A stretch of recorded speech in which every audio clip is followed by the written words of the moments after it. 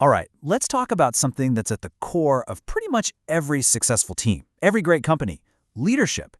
Now, it's a word we throw around all the time, right? But what does it actually mean to be a leader? Is it just about having a fancy job title, or is there something more going on? Well, that's exactly what we're going to dig into today. So, let's kick things off with a big question.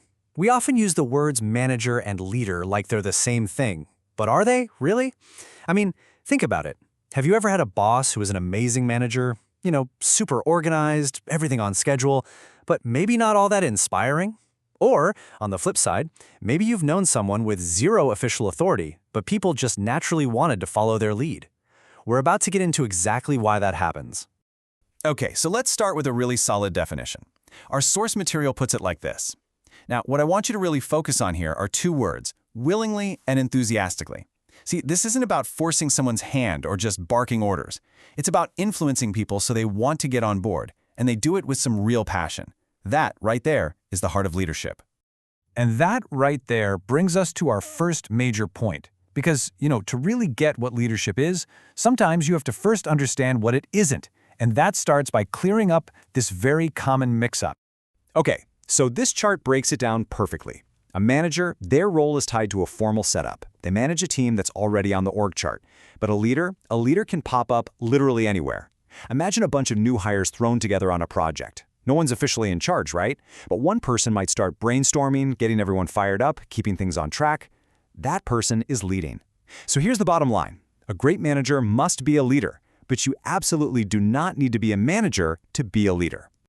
All right, so if being the leader isn't just about the title on your business card, what is it actually made of? Well, you can think of it like a recipe. Our source breaks it down into 4 essential ingredients. Let's see what they are. And here they are: power, understanding, inspiration, and creating the right climate. This is basically the complete leadership package. You've got to be able to use power the right way, to genuinely understand what makes people tick, to get them excited about a vision, and then to build an entire environment where they can just knock it out of the park. So how do these all work together? Well, let's start with the big one, the one that everything else is built on: power. So let's talk about power. It sounds kind of intense, right? But really, all it is the potential to affect how other people behave. And it doesn't just come from one place. It's more like a toolkit, with a bunch of different tools you can pull out depending on what you need. Turns out, there are 5 distinct sources of power a leader can tap into. And really understanding these 5 is the absolute key to using your influence in a way that's both effective and, responsible. Let's break them down. First up, we've got legitimate power. This is the easy one, right? It's the power you have simply because of your job title. Your boss, a company's CEO, they have the authority to make certain decisions just because of their position in that hierarchy. It comes with the corner office, so to speak. Okay, number 2, reward power. This is your ability to give people stuff they actually want: bonuses, promotions, or even just public praise. A team lead who can hand out spot bonuses for great work is using reward power. But here's the catch. This only works if your team genuinely cares about the reward you're offering. And on the total opposite end of the spectrum, you have coercive power.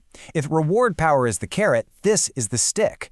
It's using the threat of punishment to get things done, like a manager hinting that someone might be first on the list for layoffs if they don't hit their numbers. Now look, this might get you what you want in the short term, but it almost always blows up in the long run, just crushing morale and trust.